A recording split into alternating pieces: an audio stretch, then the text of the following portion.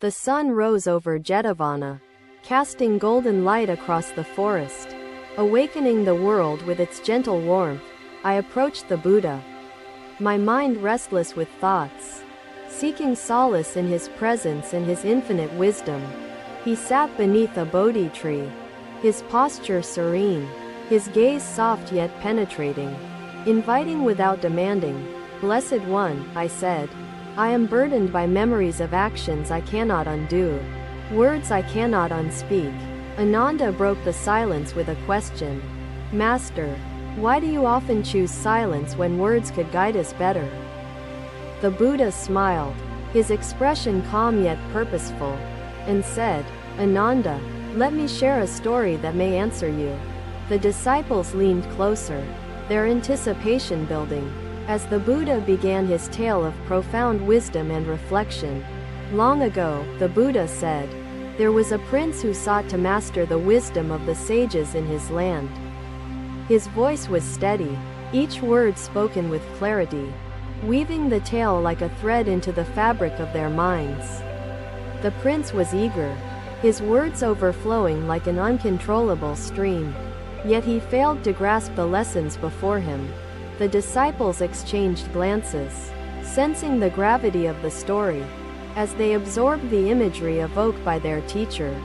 One day, the Buddha continued, the prince visited a sage who sat in tranquil silence by the edge of a serene lake. The disciples could almost envision the scene, the still waters mirroring the sky, unbroken by ripples of disturbance. He fled the palace in despair, his mind consumed by thoughts of punishment and the disgrace he would face. The Buddha paused, allowing his words to settle, before continuing the tale, each sentence deliberate and clear. Rahula wandered into the forest, where he came upon a pond, its waters still and reflecting the clear sky. He sat by the water, his tears falling silently, his reflection trembling on the rippling surface of the pond. Despite his labor, his fields bore little fruit, leaving him disheartened and questioning his destiny. Amara came to me seeking answers, Buddha said, his voice carrying compassion and wisdom. Rahula noticed the Buddha approaching, his steps unhurried, his presence as tranquil as the forest surrounding him. Why do you weep, my friend? The Buddha asked gently, his voice carrying no judgment, only understanding and care. The disciples could feel the weight of the lesson settling upon them. As if the story itself was a reflection in the lake, the Buddha then turned his gaze towards the swaying branches above, as if drawing wisdom from the natural world around them. Effort, devoid of awareness and adaptability, becomes a wheel spinning in mud, expending energy without progress. Buddha leaned forward, his voice lowering, drawing his disciples deeper into the moment. Rahula looked at him, unsure, his mind clinging to the shards of regret that filled his thoughts relentlessly. The Buddha took a handful of leaves and released them into the pond, watching them float and drift away. These leaves, he said, were once part of a tree. Now they rest upon the water, moving with the current. Rahula watched the leaves, their movement seemingly free, unburdened, and yet at the mercy of the stream's flow. You are like these leaves, the Buddha said. But unlike them, you can choose whether to resist or to drift. Rahula's expression softened, a hint of understanding beginning to appear, his heart craving release from its self-imposed chains. The Buddha continued, what is broken cannot be mended, but how you act now shapes what follows. The Buddha paused, as if allowing the sacred space around them to amplify the meaning of his words through its quiet presence. In the absence of noise, he said, truth emerges, for the stillness reveals what words often veil or obscure. The disciples reflected on the profundity of this insight, realizing the impact of their own restless words and thoughts on their spiritual journeys. Through silence, the Buddha said, you cultivate mindfulness, enabling you to respond with intention, compassion, and the wisdom born of stillness. Awareness is the foundation of wisdom. He instructed his disciples to find silence within themselves, to listen to the whispers of the world around them. He confessed his mistake to the king, who, instead of punishing him, praised his courage and his honesty in return. Rahula's skill blossomed anew, his hands now guided by mindfulness, his creations reflecting not perfection but his profound, living wisdom. The Buddha observed them with a serene smile, his presence embodying the power of saying less and understanding more. Remember, the Buddha said. Finally, silence is the fertile soil from which wisdom and compassion grow. Nourished by mindfulness and reflection, the disciples bowed deeply, their spirits awakened to the profound gift of silence, a force more eloquent than words could ever convey. Another day, the disciples found themselves beside a tranquil lake, where the Buddha sat silently, observing the calm waters. The forest surrounded them in quiet splendor, with the hum of distant cicadas adding a serene rhythm to the stillness. Among the disciples was Khema, his heart burdened with turmoil, seeking refuge from the unrelenting chaos of worldly pursuits. The Buddha, radiating serenity, gestured toward the lake, inviting Khema and the others to draw closer and listen. Khema, the Buddha began, his voice as gentle as the breeze. What do you see reflected in the lake's surface?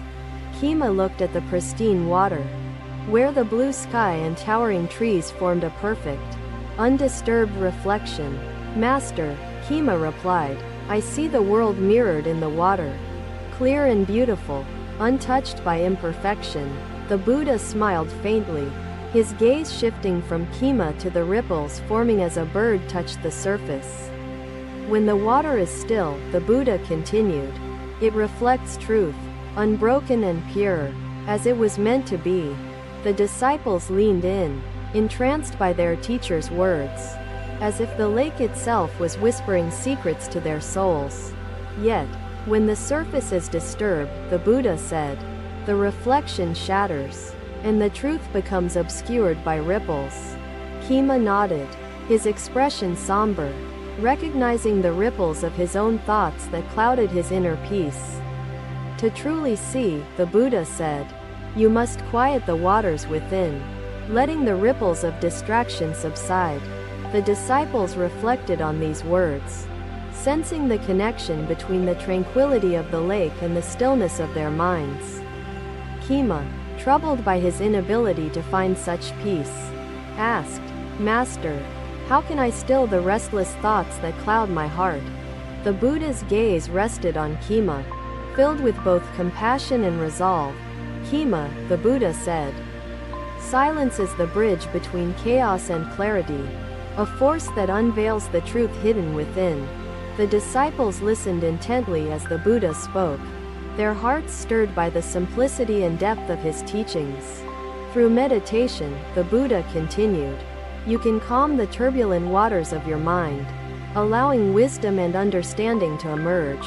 The forest seemed to hold its breath, as if nature itself bore witness to the transformative power of these words. Khema closed his eyes, imagining the stillness of the lake, yearning to embrace the silence that eluded him for so long. The Buddha observed Khema's effort and offered guidance, saying, let your breath be the anchor that steadies the waves of thought. The disciples followed this instruction, each drawing their attention inward, seeking the quietude that mirrored the still lake before them. In silence, the Buddha said, you will discover a strength that words cannot convey, a presence more powerful than sound. Days turned into weeks, as Khema devoted himself to the practice of meditation, his heart gradually finding solace in stillness. The lake became his sanctuary, a living symbol of the quiet mind he sought to cultivate within himself. The disciples observed the change in Khema, who once restless, now spoke with purpose, each word resonating like the ripples of the lake. Merchants who once dismissed Khema began to listen, drawn to the silent force he exuded with calm authority. One evening, Khema shared his transformation with the Buddha, saying, "Master, I have glimpsed the truth that silence reveals." The Buddha nodded, his eyes gleaming with affirmation, as if witnessing the flowering of a seed sown long ago. "Khema," the Buddha said, "your silence has become the ground from which wisdom and compassion grow." Unshaken by life's storms, the disciples listened with reverence. Inspired by Khema's journey and the silent force that now defined his presence, the Buddha turned to the disciples and said, "The power of silence lies not in absence but in the fullness it carries." The forest resonated with these words, the echoes of wisdom weaving into the fabric of the disciples' hearts. In silence, the Buddha said, "You learn to listen beyond words, to perceive truths that cannot be spoken aloud." The disciples resolved to deepen their practice, understanding that silence was both a refuge and a source of strength. As the moon rose high above the lake, its reflection unbroken, the disciples sat in meditative silence beside their teacher. The night enveloped them in stillness, the world around them fading into the background as they turned inward. Khema's heart swelled with gratitude, his journey from chaos to clarity now a testament to the silent force within. The Buddha's presence remained steady, embodying the profound truth that in saying less, one gains the power to transform. "Remember," the Buddha said finally, "stillness is the wellspring of wisdom, the unshakable foundation of a life guided by truth." The disciples bowed deeply, their spirits illuminated by the light of understanding, as they embraced the silent force within themselves. Another day, the disciples gathered beneath the starlit sky, where the Buddha sat in peaceful silence, his presence luminous. The fragrance of blooming lotus flowers filled the air, carried by a gentle breeze that caressed the tranquil gathering. Among the disciples was Sudatta, once a wealthy man, now seeking liberation from the burdens of his restless heart. "Release these threads," he said, "not with force, but with awareness, understanding that their hold weakens when met with gentle observation." His words felt like a map to freedom, showing me the way to untangle the knots of my own suffering. The disciples listened intently, their attention drawn to Sudatta's struggle, recognizing in it the universal longing for peace. The Buddha, his expression compassionate yet firm, placed a single lotus before Sudatta and said, "Be like this flower." Sudatta's brow furrowed in confusion, as he studied the delicate petals of the lotus, seeking the meaning behind the Buddha's words. "Master," Sudatta asked hesitantly, "how can I, a man consumed by desires, be like this flower, untouched by the world?" The Buddha's serene smile remained, as he began to share the story of a lotus that thrived amidst the murkiest waters. "There was a time," the Buddha said, "when a pond lay hidden in the heart of a dark, overgrown forest." His voice was calm, each word flowing like a river, guiding the disciples into the vivid imagery of his tale. "In that pond," the Buddha continued, "the water was thick with mud, yet from its depths, a lotus began to bloom. The disciples could almost see the flower, its purity contrasting with the murkiness of the water below. The lotus," the Buddha said, "did not struggle against the mud, but accepted it as the source of its growth." Sudatta pondered these words, sensing a lesson emerging, as the Buddha's eyes glimmered with the light of understanding. Despite the mud surrounding its roots, the Buddha said, the lotus rose toward the sun, untouched by the impurities below. The disciples nodded, inspired by the resilience and purity symbolized by the flower, whose silence spoke volumes. Sudatta, his heart stirred by the story, asked, "Master, how can I rise above the mud of my desires and attachments?" The Buddha's gaze softened, and he said, "Sudatta, the lotus teaches us that surrender is the path to transcendence." The disciples leaned forward, absorbing each word, as the forest seemed to echo the wisdom in a chorus of rustling leaves. Surrender, the Buddha said, does not mean defeat, but the release of the illusion of control over what binds us. Sudatta closed his eyes, reflecting deeply, as he imagined the roots of a lotus reaching down while its petals reached up. In silence, the Buddha said, "You allow life to unfold without resistance, like the lotus yielding to the waters." The disciples contemplated the interplay between silence and surrender, discovering in it the key to harmony and liberation. True power, the Buddha continued, lies not in possession or command, but in the peace that arises from letting go. Sudatta, his voice trembling with newfound clarity, asked, "Master, how can I embrace this silence and let go of my attachments?" The Buddha, his expression serene, replied, "Through mindfulness, you cultivate the presence of silence, letting it wash away the impurities of clinging." The forest seemed to hum with energy, as the disciples internalized this truth, each discovering their own attachments that needed release. Like the lotus, the Buddha said, "You remain rooted, yet unattached, rising beyond the mud that seeks to hold you." The disciples meditated upon the image of the lotus, its silent grace a powerful metaphor for the transformation they sought. Sudatta began to practice the art of surrender, letting silence envelop him, softening his need to control the world. His words grew measured, his actions deliberate, as the silent force within him began to ripple outward, touching those around him. Merchants who once respected Sudatta for his wealth now admired him for his wisdom. Drawn to the calm he radiated, "Master," Sudatta said one evening, "I have glimpsed the truth of silence, and it has freed me from my restless longing." The Buddha nodded, his gentle smile reflecting the joy of seeing Sudatta's transformation, as a lotus blooms after the rains. "Sudatta," the Buddha said, "you have become the embodiment of the silent force, influencing without command, guiding without imposition." The disciples felt the weight of these words, knowing the silent force was a power they, too, could cultivate. The Buddha then addressed the gathering, his voice resonating with the authority of truth and the gentleness of compassion. "Silence," he said, "is the essence of wisdom, the unspoken language of the heart, the reflection of the eternal." The forest stilled, as if the very air carried the vibration of these words, amplifying their significance in the disciples' minds. Through silence, the Buddha said, "You wield a power that words can never achieve, a force that transforms without resistance." Sudatta bowed deeply, his heart swelling with gratitude, as he felt the silent force radiating through every fiber of his being.